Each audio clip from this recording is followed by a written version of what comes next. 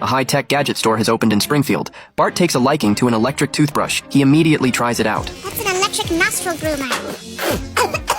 Then a belt catches his attention. He buys it without hesitation. After arriving at school, his classmates gather around him in amazement. Bart shows off the belt's various functions to them. Whether at home or traveling, it can meet all needs. But its coolest feature is the turn signals. Bart nimbly dodges their attacks, but they continue to chase him relentlessly. Bart has a flash of inspiration and turns on the left turn signal. They fall for his trick as expected. He successfully shakes them off at the fork in the road, then he presses the help button on his belt. But it actually makes sounds attracting them again. Bart is left with no way out. He has no choice but to press the emergency button.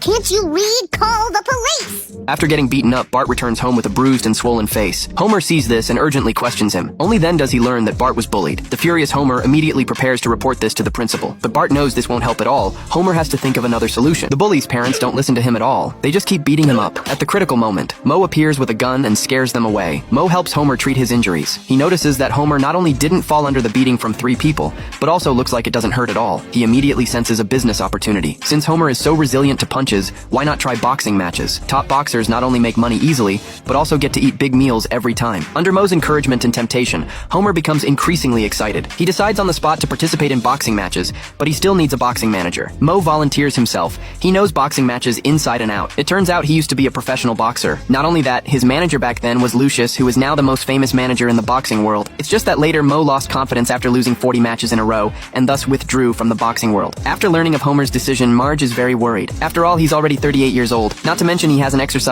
since grade school. How can someone like him box? The doctor conducts a detailed examination of Homer. The results show that there's a layer of fluid around his brain that's thicker than normal people's. This fluid is like a football helmet protecting him. With the doctor's assurance, Marge finally feels relieved. Homer also begins training under Moe's guidance. However, his punches can't even hurt a fly. After one punch, he's completely exhausted. He's so tired he can't even get up. Obviously, throwing punches isn't his forte. Fortunately, Moe thinks of another method. Since he's very tolerant of pain, he can completely avoid throwing punches.